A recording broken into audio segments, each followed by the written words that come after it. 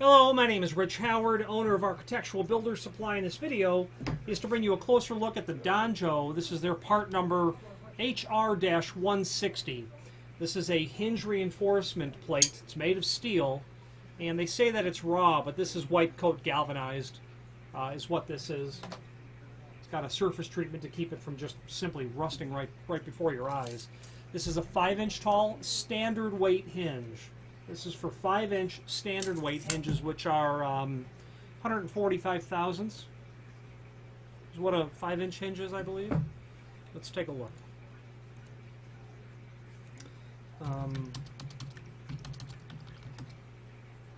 Okay, a 5x5 standard weight.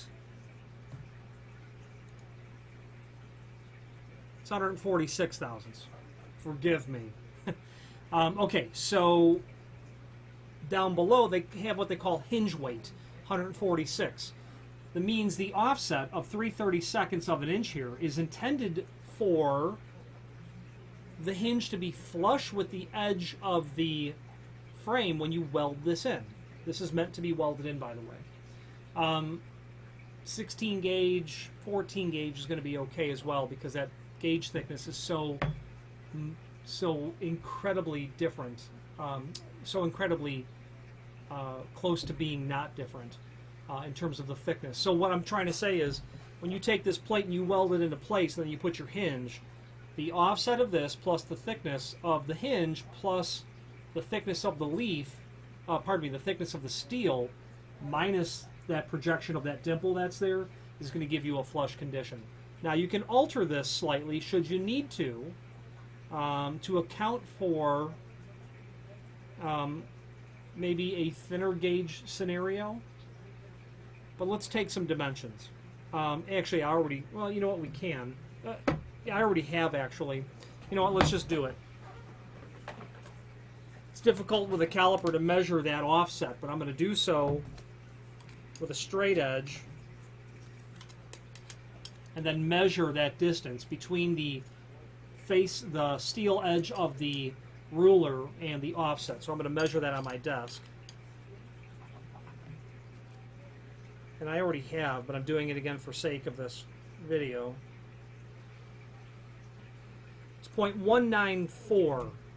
0.194 from this face, the flat part, to the offset. 0.194.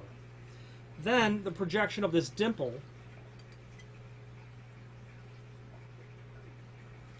0.030. So 0.194 plus 0.030 will be the distance if you were to weld this to your frame from the top of that surface, well, from the underside of the surface, really, to where the bottom of the hinge plate would be.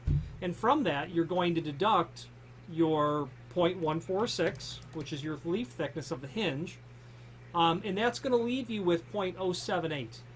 16 gauge is 0.0625. 14 gauge is 0.078, 0781. So if you have a 16 gauge frame, that hinge plate's going to stick out a 90th of an inch, approximately, a 100th of an inch. Not going to be an issue, a 100th of an inch. And that's just how these are done. You're going to weld this to the frame, you're going to place this in location, and every time that I've done it, you're going to prep the frame, maybe with a die or however you'll do it, maybe with a hand grinder. We like to put the hinge, screw it actually to this, or a test hinge, and get it put in place to make sure that the plate is square, and then weld that real good, especially that top hinge reinforcement. This is 7 gauge material, so it's going to be outrageously thicker than whatever you're welding it to. And the caliper says that this is 0.177, which is technically 8 gauge. Well, closer to 8 gauge than 7 gauge, but 7 gauge is 0.1875, so this is incredibly thick material. If it's that top hinge, plate weld as much as you can on there to keep it completely intact. But as it turns out, the top hinge does 70% of the work of holding the door. So we've talked about the nerdiness of this plate and its dimensional properties. It's 10-inch overall high. It's 1.25 inches wide. you can certainly drill a hole through your frame and plug weld the daylights out of it right here. That would be good, although that hole's a good size. The problem is drilling such a large hole in your frame, you're going to have to dress that weld naturally. Can be used on doors or frames. This will be universal, and the location of these drilled and tapped holes, which is 1224, is template patterned for a 5-inch hinge. This is the standard location for a hinge made to template locations. There is a dimensional drawing below this video, which will give you all of the dimensional properties of the unit beyond what I've already called out. Location of those screw holes shows the .094, even though I measured it the opposite way. There's also a link below this video to a document called Product Catalog, which is very handy because it will allow you to view the HR-160 along with the other hinge reinforcements available from Danjo.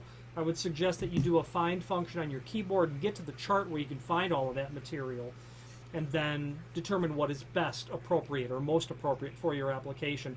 And as a matter of fact, below this video is that chart with links to those items, showing all of the different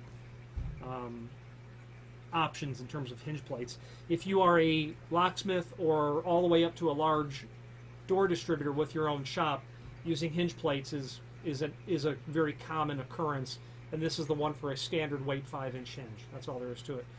4.5 obviously more common.